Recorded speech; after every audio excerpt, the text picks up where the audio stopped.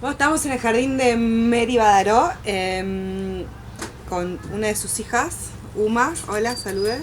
Hola, Nina. La favorita.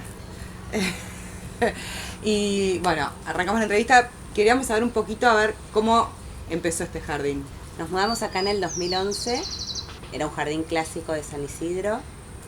Mucho césped, un cantero media luna de Iris pseudoporum y no mucho más.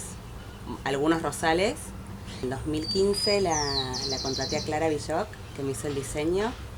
La sectorización, que para mí fue una de las cosas que más sumó, como crear distintos espacios en el jardín. El pedido principal era mucha flor y bueno, de acá surgió el diseño. Contame un poquito cómo fue evolucionando el jardín, desde el diseño original que te hizo Clara a lo que es hoy. Y en el 2015 estaba como muy estático, Sí. y muy estructurado y muy, para mí, rígido. El tema de las anuales y las gramíneas le suma como esa soltura que para mí... ¿No había antes gramíneas ninguna? No, ninguna. Ah, ahora hay bastante, porque ahora tenés... Estipa hiciste una re linda... ¿Cómo se llama? La brisa máxima, que es espectacular, que está en flor ahora. ¿A vos cómo podrías expresar lo que te hace sentir este jardín? ¿O salís y qué te pasa con tu jardín? Muchas cosas. La primera es una paz que no encuentro en ningún otro lugar.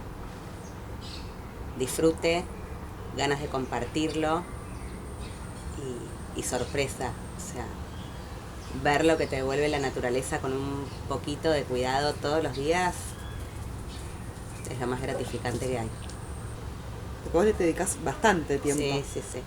Todas las mañanas un rato y los fines de semana unas buenas horas. Todas las horas. Sí. Y lo que me pasa es que mucha gente que no es del rubro de la jardinería, cuando viene sobre todo en la explosión de las anuales, las escuelas o la época de las cinias, después me llaman o me contactan para decirme como que quiero un jardín con flores como el tuyo, como esa sensación que le genera a la gente para mí es como... Y conectarlos con la naturaleza y el mundo de la jardinería, con eso ya estoy lista. Ya está. El fútbol en esta casa es un tema y por ahí es un tema en la casa de un montón de gente que le tiene como un miedo al jardín por el tema del fútbol. Y acá este es un jardín espectacular que yo creo que eso es uno de los grandes logros.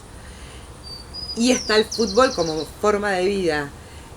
¿Cómo fue que resolvieron eso? Fue uno de los primeros requerimientos de mi marido a Clara, la canchita de fútbol. Yo dije, bueno, en algún momento se les pasará, pero no. Empezamos con los arcos chiquitos y ahora estamos por la segunda medida.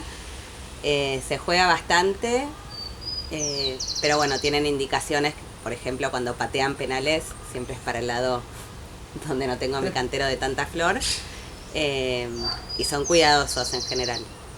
Y tenés además como una sectorización con buxus que protege bastante eso, como que lograron hacer una cosa muy interesante. Bueno, y yo que vos sos tan jardinera y te quiero aprovechar para eso, ¿no? Para preguntarte, contanos como algo, un secreto, algo que hayas descubierto trabajando. Descubrí que muchos de los gajos, a veces en verdad por pereza mía de no hacer todo el trabajo o no tengo el sustrato correspondiente, aguantan un montón de tiempo en un vaso de agua y la mayoría empieza a largar raíces y... O sea que si no sabes, lo primero que harías sería cortar el gajo y ponerlo en agua, sí, que es posible que arranque. Sí. Ah, buenísimo. ¿Y el invierno en el jardín acá? ¿Qué pasa? Y el 70% de las plantas desaparecen. Tengo muy pocas estructurales en el cantero, unos lirios germánicos y bueno, y la estructura de los rosales. El jardín entra en un reposo necesario para ciclo a ciclo repetirlo. Pero sí, hay que bancarse ver el jardín pelado. A mí me encanta porque bueno, lo veo descansar y cada uno necesita su tiempo. ¿Y la evolución del cantero puntualmente en el año? Bueno, empezamos con el invierno pelado. En primavera empiezan a surgir intencionalmente algunas anuales como las arvejillas, que son de las primeras en florecer.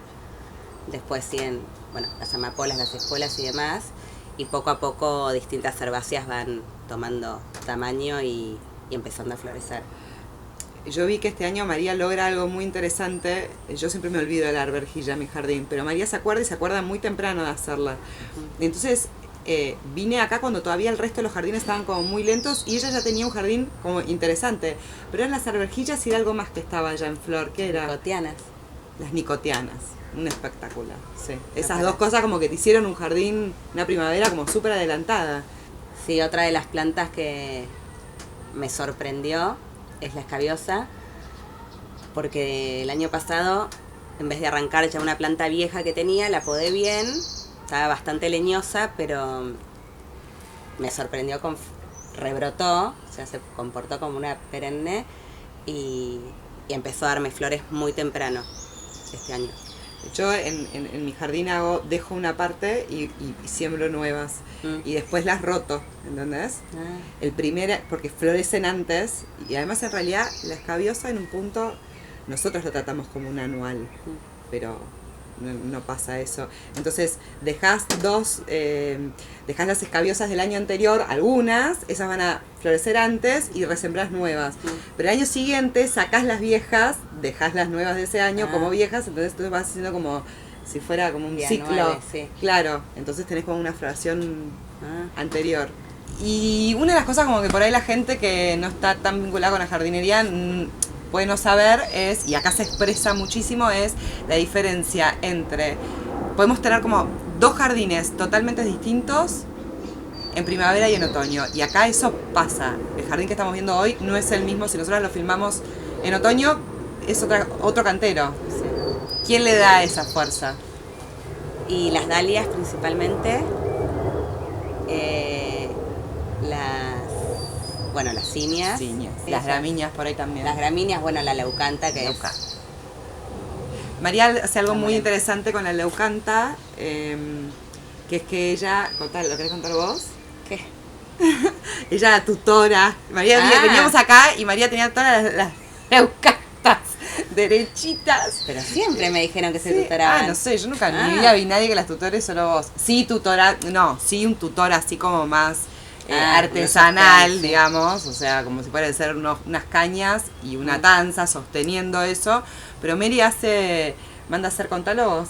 No, unos tutores de malla cima cuadrados, porque me pasó varios otoños cuando estaban en su esplendor, con el peso de la flor, y venía una lluvia y de golpe era perder todo ese espectáculo por una lluvia, y dije no.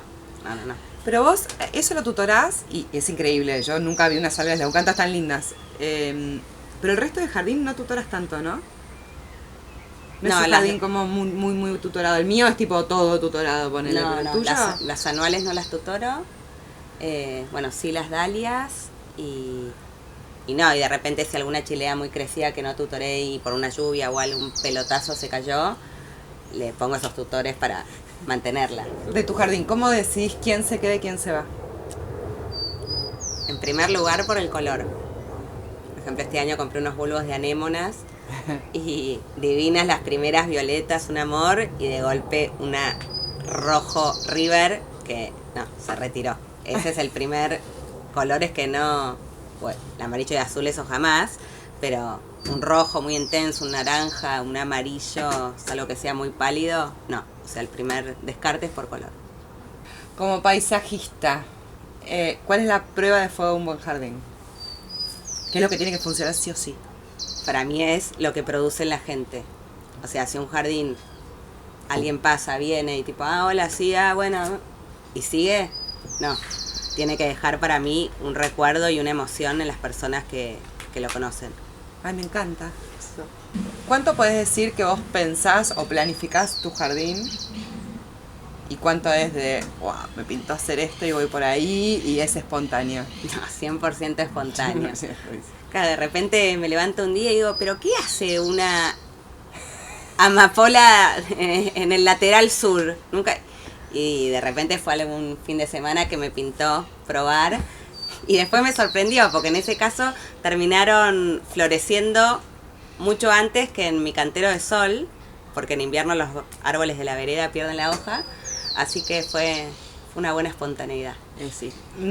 Con respecto a el esplendor que te imaginas adentro tuyo, ¿sentís que ya lo lograste con tu jardín? ¿Máximo esplendor? No. El máximo esplendor creo que no se logra nunca. Bueno, amor, gracias. No, placer.